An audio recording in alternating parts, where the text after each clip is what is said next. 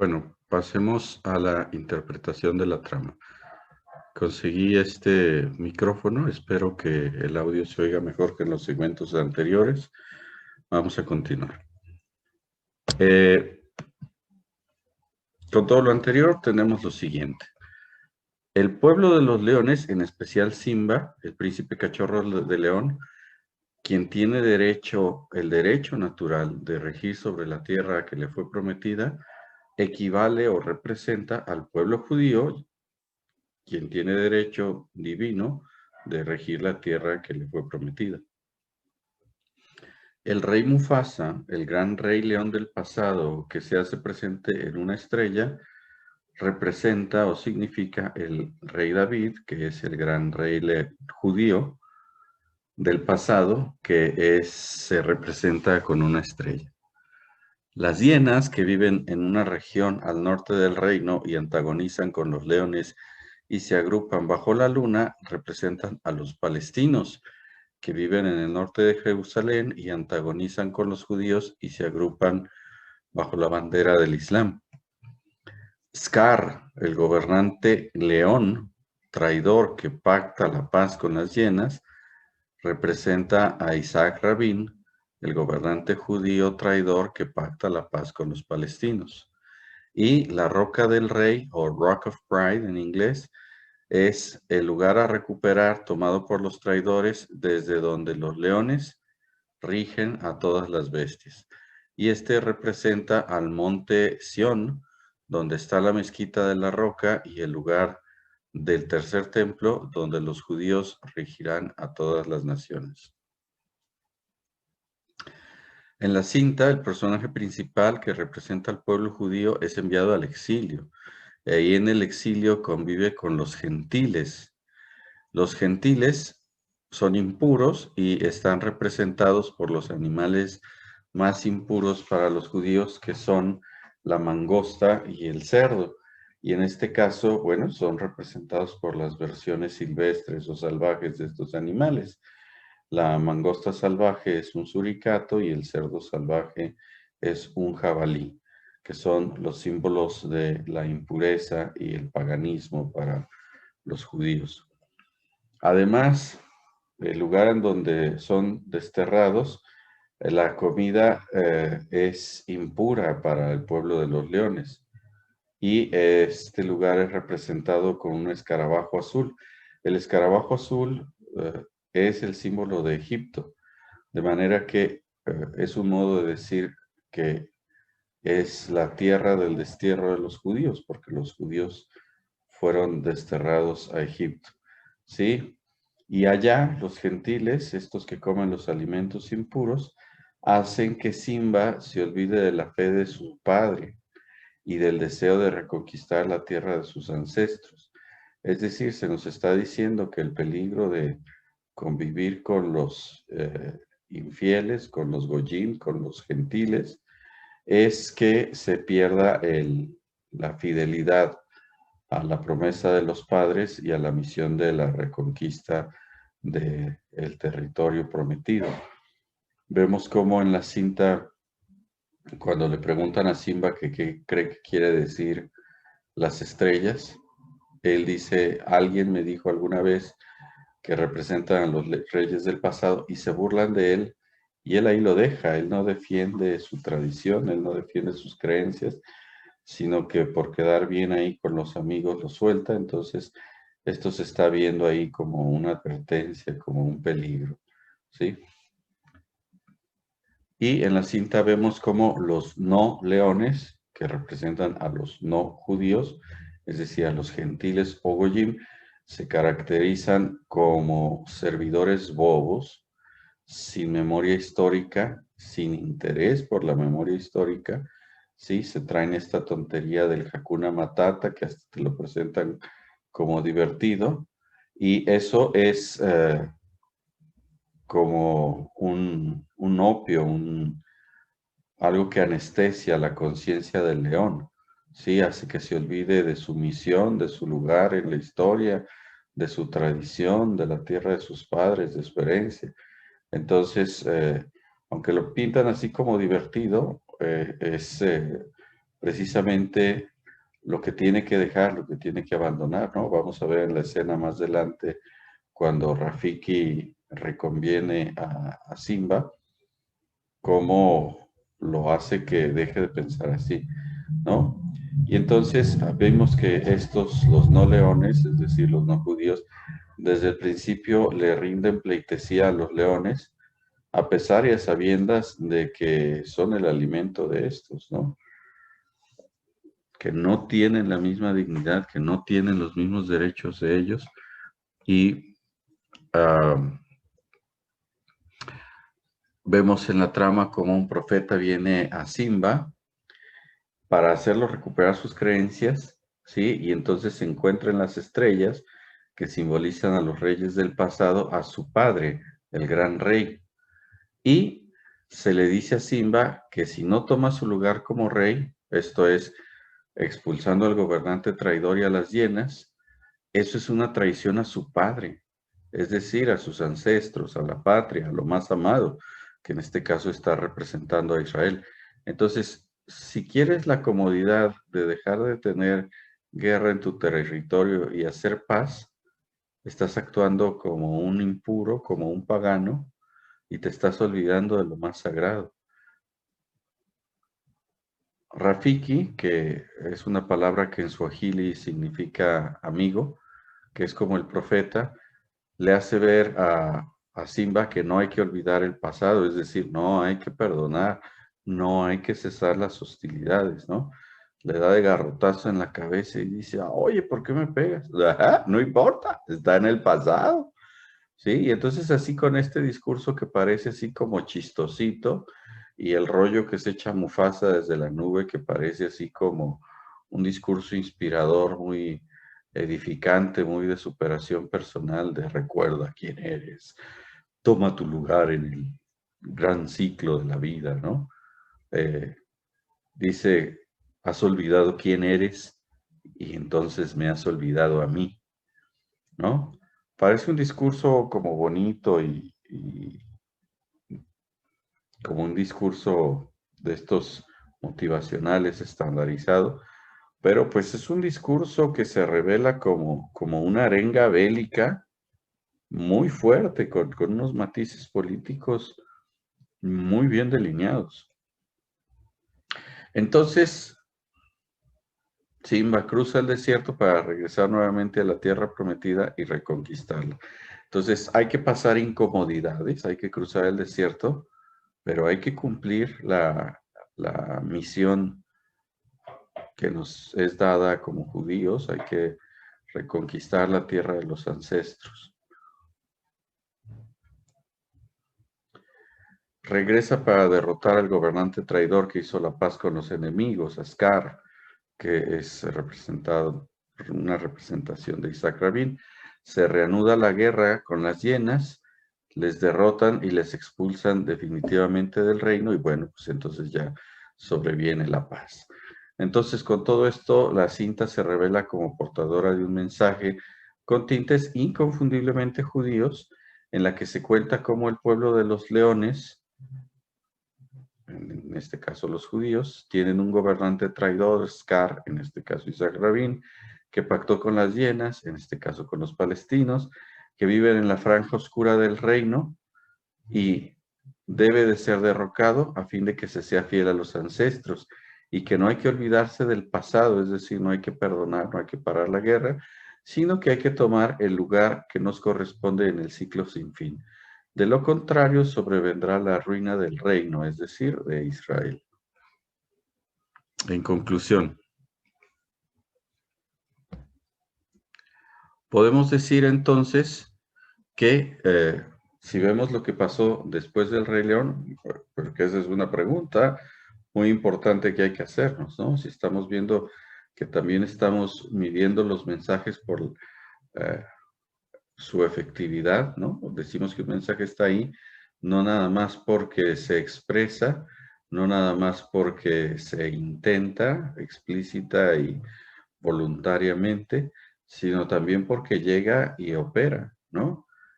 Y estamos diciendo que se entendió el mensaje, que se envió el mensaje, que se intentó el mensaje, que se puso el mensaje. ¿Y qué pasó? Bueno, pues resulta que el 4 de noviembre de 1995, un año después de que se lanzó El Rey León, en Tel Aviv, que por aquel entonces era la capital del Estado de Israel, todavía no la trasladaban a Jerusalén, el presidente de Israel, Isaac Rabin, fue asesinado. Pero no fue asesinado por palestinos, que son los enemigos de los judíos. Fue asesinado por uno de su propio pueblo, por un judío extremista de nombre Yigal Amir, que era del grupo ideológico de los sionistas, quienes se oponían a lo que ellos denominan concesiones territoriales a los palestinos. No es que les estén concediendo nada porque no les dan ni les devuelven, nada más es no quitarles, pero eso ya para ellos es concederles porque esa tierra es derecho ancestral y divino de los judíos. Entonces, pues se quitaron de encima, borraron de la escena a Isaac Rabin y el conflicto territorial y la guerra entre los israelitas y los palestinos se reanudó y continúa hasta la fecha. Hoy en día sigue ardiendo ese polvorín, ¿sí? De manera que podemos ver aquí que no nada más dijeron que les gustaría que se derrocara al presidente de Israel que pactó con la paz con los palestinos, sino que efectivamente los destinatarios del mensaje se movilizaron y así fue. No nomás derrocaron, mataron, es decir, ya no le dieron posibilidad de conseguir otro mandato más adelante, ¿sí? Mataron a Isaac Rabin. Entonces podemos decir que hay elementos más allá de los probables por la casualidad para creer que la película del Rey León de los estudios Disney porta un mensaje sionista que llamaba claramente a los judíos, es decir, va dirigida a los judíos, a no cesar las hostilidades contra los palestinos y a derrocar al entonces presidente Isaac Rabin. En esta película se reivindica la superioridad por derecho divino del pueblo judío sobre los palestinos y sobre el resto de los pueblos, y su derecho divino a la posesión de Jerusalén y del monte Sión o el monte del templo. ¿Sí? Entonces, bueno, pues con eso termina el análisis hermenéutico y la interpretación simbólica de la cinta del Rey León. Sin embargo, todavía en el camino dejamos algunos asuntos pendientes que todavía hay que finiquitar, entonces vamos a pasar a una suerte de tiempos extra o epílogo de esta clase y vamos a ver algunos datos históricos adicionales que de alguna manera redondean o confirman la interpretación simbólica o hermenéutica que acabamos de hacer. Bueno, vayamos a la controversia japonesa que dejamos pendiente. ¿Con que no les has dicho tu feo secreto? Bien, Simba, es tu oportunidad de hacerlo. Resulta que hay una serie de historietas o mangas japoneses hechos en 1950 que se convirtieron en unas series de caricaturas de televisión a partir de 1965 y fueron muy populares desde el 65 hasta los 80s, en que Osamu Tezuka, su creador, falleció. Estas historias se tratan de un cachorro de león que se llama Kimba, y el Rey León es una franca copia y un plagio descarado de ellas.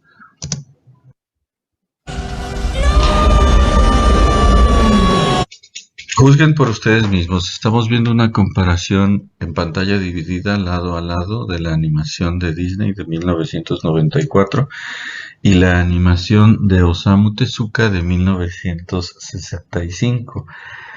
Esta animación, ustedes juzguen si se parece o no se parece, como al grado de ser inspiración de la película del Rey León. En ella, un Rey León, que es un león blanco, tiene unos hijos a los que presentan en sociedad ante los demás animales como miembros de la realeza, y todos los demás animales pues les rinden pleitesía. Después se ve cómo a los leoncitos los van educando. Hay un león malvado, que es un león moreno con una cicatriz en el ojo izquierdo, que se llama Claw, que se traduce como garra en inglés. No sé si en japonés significa lo mismo, o si el nombre japonés también significa esto.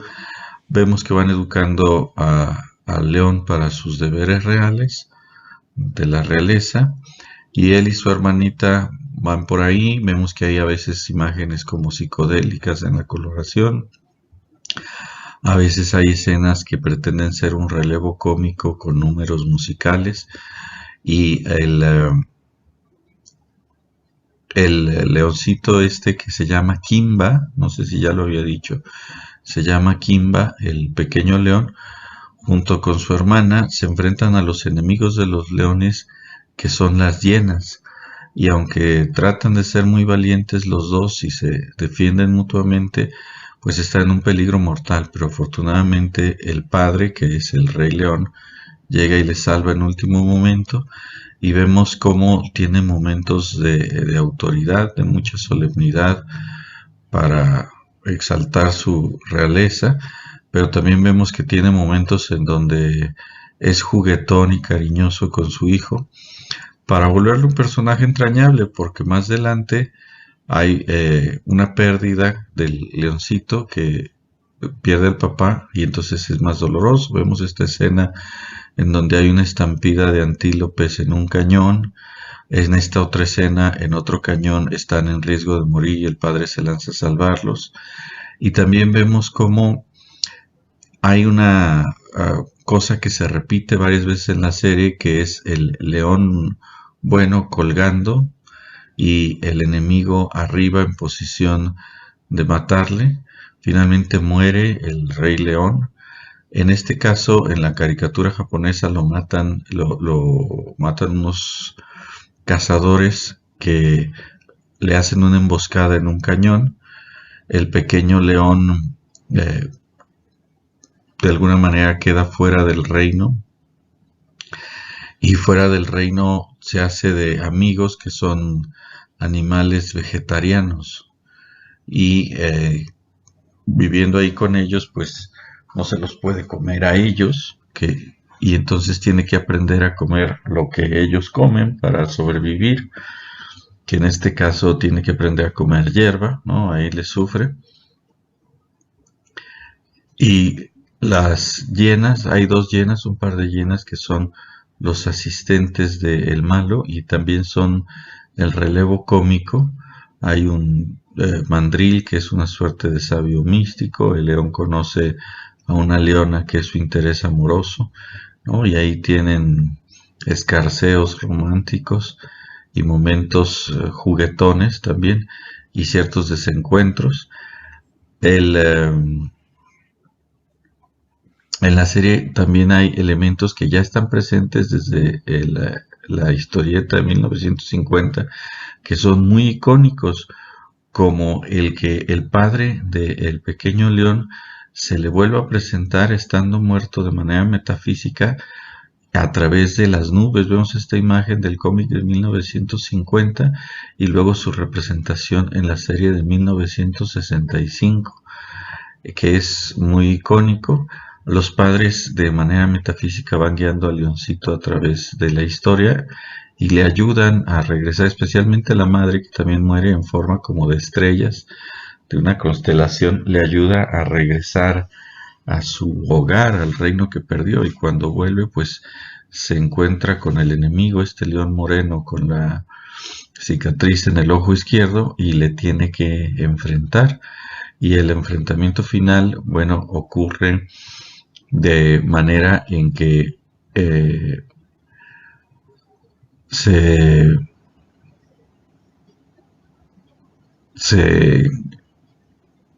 ayuda a él con los amigos que hizo en su viaje. Vean la escena, esta es la escena del enfrentamiento final, y cómo con una patada inesperada lanza al enemigo y se deshace de él. Es muy icónico esa escena. Después, cuando gana, bueno, vuelve a ascender y hay una como renacer del reino, una nueva primavera y el triunfo. Díganme ustedes si se parece o no se parece estas caricaturas, las dos. ¿Dónde he visto esto antes? ¿Dónde lo he visto? Ah, sí, lo recuerdo muy bien. Bueno, Disney niega completamente que ellos o alguno de sus trabajadores conocieran la obra de Osamu Tezuka o que conocieran al Rey León, pero el Disney en vida quería hacer la película de Astro Boy, que también es del mismo autor que hizo Kimba, de Osamu Tezuka. Osamu Tezuka no ocultaba que era fan de Disney y decía que Kimba estaba inspirado en Bambi. Lo decía tan públicamente que Disney lo contrató en 1953 para hacer la versión japonesa. Ya lo he olvidado. ¿Ah, sí? Pero ¿y tus fieles súbditos? ¿También lo olvidarán? La voz original de Mufasa y también en la nueva versión es James Earl Jones. Y con él vemos que no, el público no ha olvidado y no perdona el plagio o la similitud asombrosa entre Kimba y Simba. Ello lo vemos claramente como el actor mismo que hace Mufasa reconoce esta similitud y se burla de ella en un capítulo de Los Simpson. En este capítulo de Los Simpson, James Earl Jones, que también es la voz de Darth Vader y también es una voz muy conocida en los noticieros estadounidenses, interpreta a un saxofonista, un jazzista que se llama Encías Sangrantes, que se hace amigo de Lisa Simpson y que muere, y que al igual que Mufasa se aparece en una nube para despedirse de Lisa Simpson, y entonces allí aparecen otros personajes con la voz de James Earl Jones y aparece el mismo James Earl Jones, y ahí es donde se da esta burla ácida o esta crítica al plagio japonés. Vean ustedes la escena. Has hecho feliz a un viejo jazzista, Lisa. Debes vengar mi muerte, Kimba. Digo, Simba. Luke, yo soy tu padre. Esto es Noticias y Más. Oigan ustedes, cálmense, me estoy despidiendo de Lisa. Ah, perdón. Y aquí está mi pequeño secreto.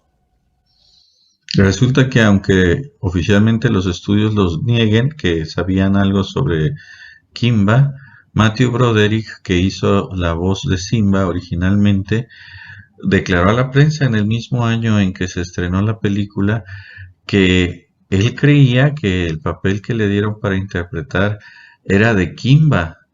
Kimba, el león blanco de la caricatura que él veía cuando era chico. Así que se la pasó diciendo públicamente a diestra y siniestra que él iba a interpretar a Kimba. Y cuando en bloque todos los del estudio Disney declaraban al unísono que no conocían la obra de Osamu Tezuka y no conocían al personaje de Kimba y no conocían la animación japonesa del 65, él dijo que él no sabía nada al respecto de ese acuerdo de negarlo todo y que además no le importaba.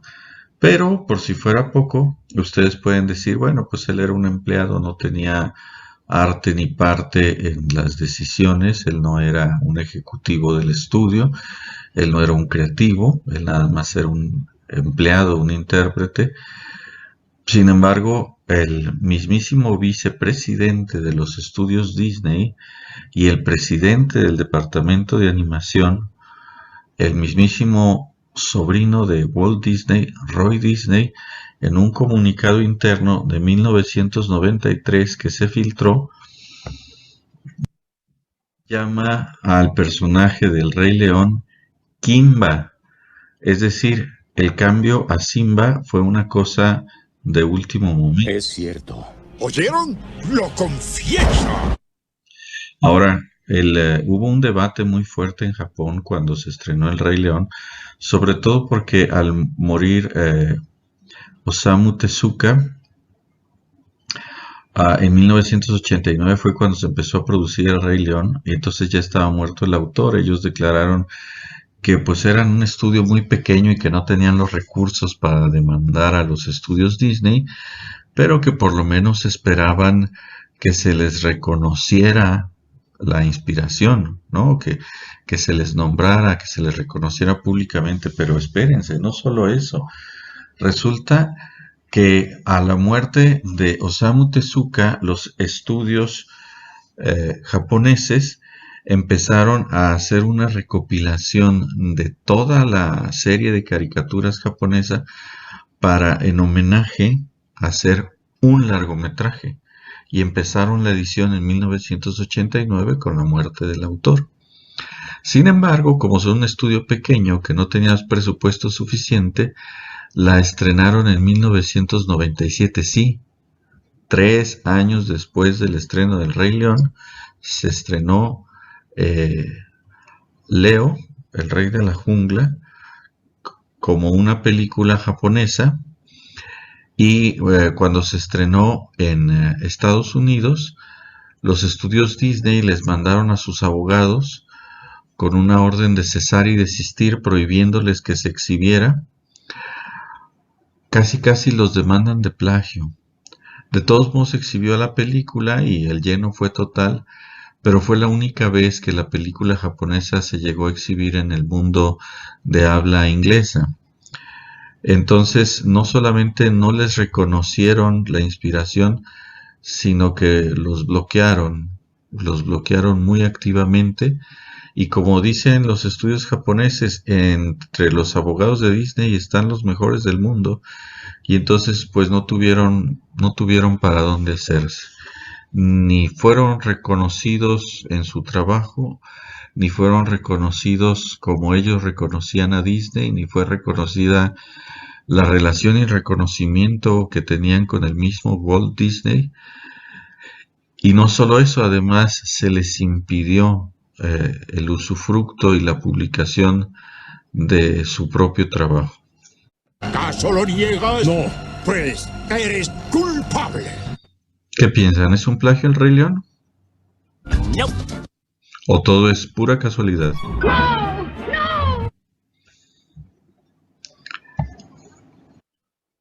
Después de todo, sí puede haber parecidos casuales, sí puede haber casualidad en que se parezcan, pero una casualidad no pasa 3 veces, y vemos que pasó más de 3 veces. Esta es una sabia frase de Osamu Tezuka, el animador japonés creador de Astro Boy y de Kimba, el león blanco.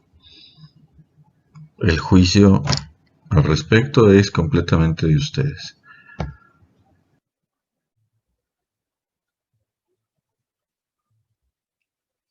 Cuando se revivó el conflicto en el 2011, los estudios Disney reestrenaron El Rey León y sacaron la versión 3D de la misma película. Aquí vemos los títulos en hebreo, ¿sí?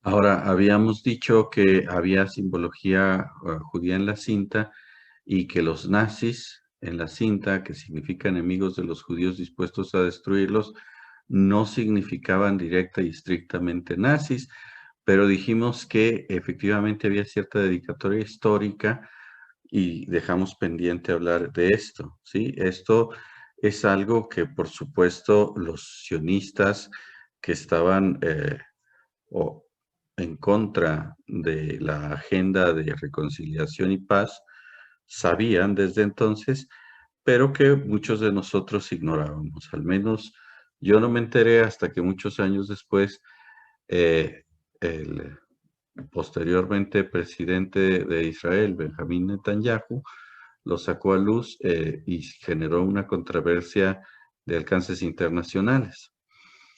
En el 2015, en vísperas del 20º aniversario del asesinato de Isaac Rabin a manos de Yigal Amir, los israelitas judíos radicales de derecha salieron en defensa de Amir en las redes sociales y aseguraron que el atentado de Amir contra la vida del presidente judío de Israel salvó la vida de millones de judíos. Fíjense, estaban convencidos justamente del mensaje de la cinta, que si se hacía la paz con los palestinos era la perdición, la ruina y la muerte para los judíos. Este sector de Israel consideraba a Rabin un traidor que estaba armando y patrocinando peligrosos palestinos quienes eventualmente terminarían por provocar un nuevo holocausto contra el pueblo judío, así de ese tamaño. Y en medio de estas declaraciones que estaban como volviendo a echarle leña al fuego a este conflicto de los 90, ¿sí? Salió Isaac Rabin, ¿sí?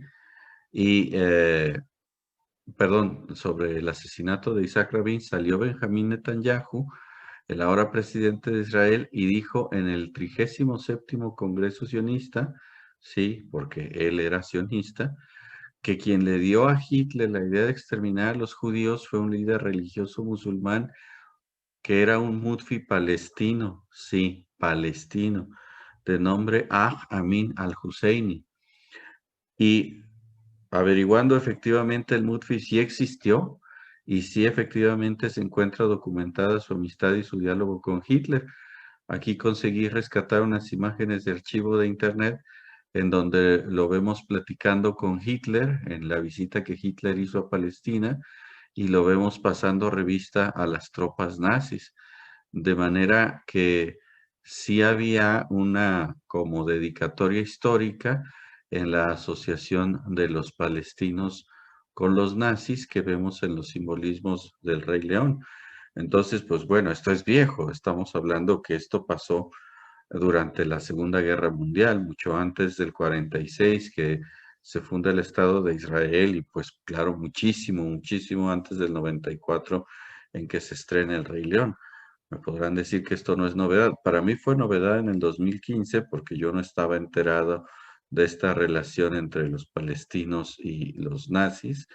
Pero lo que fue novedad a nivel internacional y fue muy duramente criticado fue que Netanyahu anduviera como tratando de reavivar este asunto histórico. Incluso la primer ministro de Alemania, Angela Merkel, sí, lo recriminó públicamente por esta asociación en donde él decía, estás tratando de cambiar la identidad del villano del holocausto judío. Sí, nosotros los alemanes fuimos los que tuvimos la culpa, ya lo asumimos históricamente, no vengas a querer cambiar la interpretación de la historia, nomás estás tratando de exacerbar la enemistad entre judíos y palestinos, ¿sí? Porque periódicamente la gente se harta de la guerra y le viene la tentación de la paz ahí en el territorio de lo que ahora es el Estado de Israel.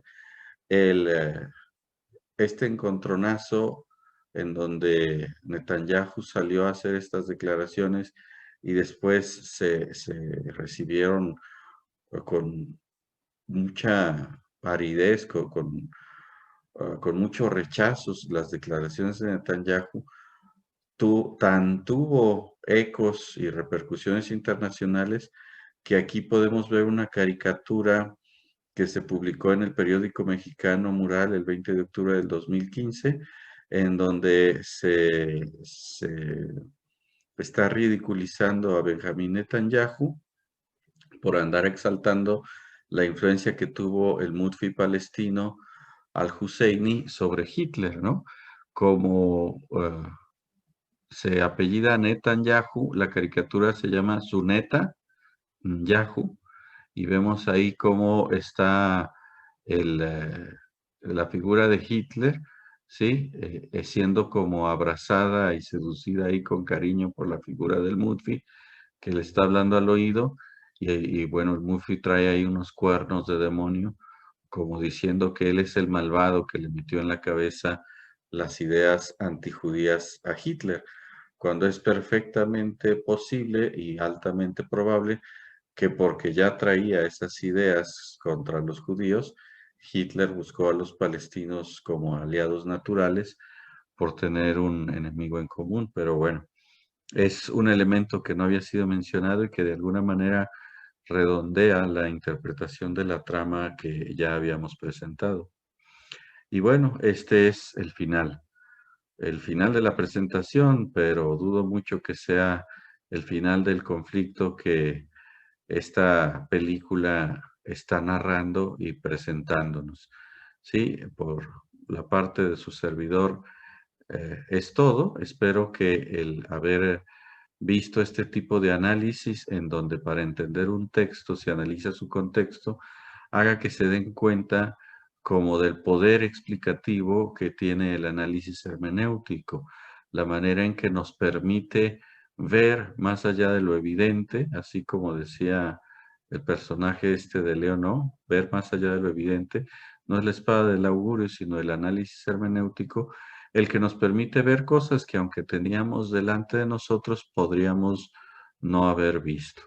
Entonces, espero que haya sido ilustrativo y que haya sido de su interés, agrado y edificación aprender esto del análisis hermenéutico y ya nada más nos resta, como no deja de ser un trabajo académico, solamente nos resta presentar las referencias que se usaron durante el trabajo.